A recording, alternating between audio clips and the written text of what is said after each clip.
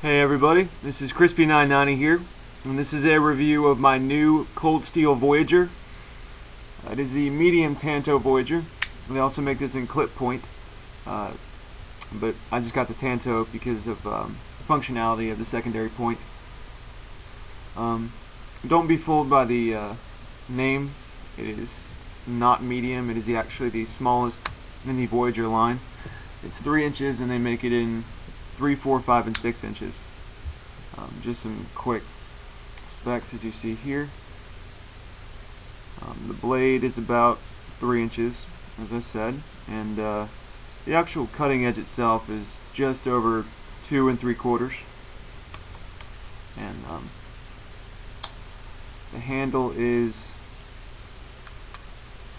just about 3 3/4 of an inch, and so it's a relatively small knife, but I was just looking for another EDC knife that was 3 inches or under. I've got new requirements for a knife. I've got to have it 3 inches or under if I can, so I can carry it at college. And I got this at a gun show. If you haven't seen the video I did with this, my new FGX Cat Tanto and my new cheapo Balisong, you might want to check that out just to get some information on gun shows and buying knives at gun shows and the deals you can get. And also, the big difference is, there's usually a very large difference between holding a knife in your hand and seeing it online. And you can do that at a gun show. Most of the time, they'll let you, hold their knives and play around with them, that sort of thing, as long as you're, respectful. Let's see. So I just wanted to get another 3-inch carry knife, other than my Leek. This is my Kershaw Leek 1660 CB with the composite blade. I've got a review on this as well, if you're curious, but it's got a D2 edge, and that's not a stainless steel, and has a tendency to be a little bit brittle, I'm pretty sure. And so this being a stainless steel blade, it can, take a little bit more of a beating. Won't hold an edge as long, I don't think, but as I said, it just can hold up longer to the elements than D2 steel, since D2 is not technically a stainless steel. It is VG1 stainless steel. I don't know if you can read that or not, but it does say Voyager VG1 stainless, and made in Japan right here, where the blade was made. And on the other side, it says cold steel right here. See, I really like this knife so far. My only problems with it are the pocket clip, as you can see right here, and the studs. They're rivets, they're not screws here and here. This is the pin that the lockback hinges on, and then this is the main hinge.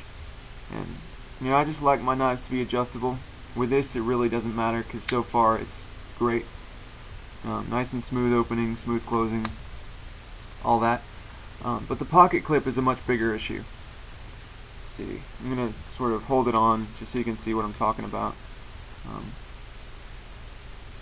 It sits right here, and but I don't know if you can see this or not, but the angle of this piece right here is sort of pointed down, and so that combined with the very rough Zytel scale handles, it really makes it extremely difficult to get in and out of your pocket, and or clip on your pocket. And I'm sure over time would just shred your pocket, but still, it's extremely difficult to get in on and off. So what I did was I got my Gerber multi-tool and used the file on that to try to file down the scales, on the Zytel handles a little more, just to smooth it out, see if that would help, and it didn't. So I did the same thing with the pocket clip, try to file that down.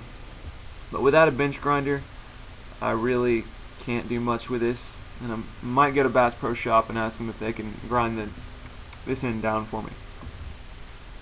But until then, I'm just not going to use the pocket clip. I put a lanyard on it, and so the lanyard combined with this little S-shaped carabiner, that's the way I carry it now. I guess I'll show you that real quick. I just take the S-shaped carabiner and put it on the lanyard. It's just a small little finger lanyard, and if you're curious, you can put your pinky finger through it, and that way you can hold the knife a little more secure, and if you drop it, it doesn't go far. As well as if you're doing heavy stabbing tasks, you can hold it on your index finger, and that way your hand won't slide down the blade. But anyway, in this case I'm just using it as a carry method. If I don't have anything in this pocket right here, usually I'll just carry it here, and that way it's just, you know, pretty easy to get in and out, especially with a lanyard. But there are times when I want it a little more subtle, so I'll put it on my belt loop right here and either carry it right here, and with the cutout on my jeans you can see it a little better so it's not concealed, or I'll just put it in my back pocket. So you can see it a little. It rides similar to how it would if I had it on the pocket clip, but it still works fine.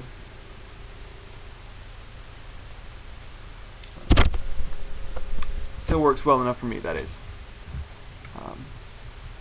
It's just not my favorite way to carry a knife, but still it's just so much work to fight to get this thing on and off your pocket. But other than that, I really like the knife. I said other than the pocket clip issues and the rivets instead of screws, I really like this knife so far. I've never had a cold steel knife before other than my nightshade knives, and I just, you know, it's really cool. Never really had any experience with VG1 stainless, but it seems to be pretty good so far. You know, it's very, very sharp, and just what I've seen from the solid proof DVD, you know, it's just is a high performance knife, and you know, that's what they call their knives, cold steel high performance knife. And it seems like it's built very, very solid and much more of a workhorse than my Leak. Maybe that's just because the solid proof DVD got me hook, line, and sinker. I don't know. But from what I understand, lockbacks are much stronger than liner locks or frame locks. And I used to think that they were really hard to close one-handed, but I've never had one before. And I can tell you that it's not hard to do any more than it is to close a frame lock or a liner lock. In fact, to me, the axis lock is a little harder to close than this. All I gotta do is either push down the button and then just slide the blade forward with your index finger and then close it with your thumb, or push the button down and keep your index finger pretty high up on the handle and flick your wrist and then close it with your thumb. Just make sure that if you do it this way, your index finger is pretty high up on the blade so that the dull part at the base of the blade will hit your finger instead of the actual sharpened edge.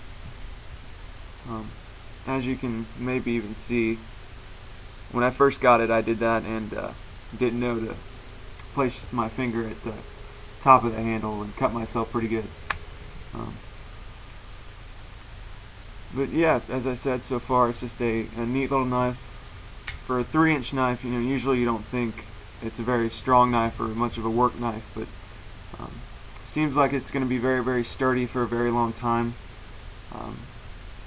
It's still, despite its solidness, you know, it has no blade plate, but it's got a pretty light weight to it. It's all Zytel handles, and since it's not a liner lock, it doesn't have any metal liners. The only real metal part in the handle is the lockback mechanism, and you know, so it's fairly lightweight. And just as a side note, I'm pretty sure with all lockbacks, they sort of snap shut.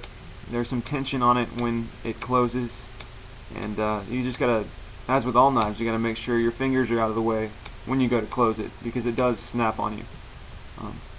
You know, and you could get bitten pretty easily. But yeah, as I just repeatedly said, I really like this knife. Now that I know lockbacks are cool, I might get a Spyderco. Been eyeballing a Spyderco native for a little while now, and yeah, it's just a great knife for everyday carry. And if you want a little bit bigger one, they come in 4, 5, and 6 inches. Once again, this is the Cold Steel Voyager, the medium Tanto with a 3-inch blade, and I'm Crispy990. Thanks for watching. Peace.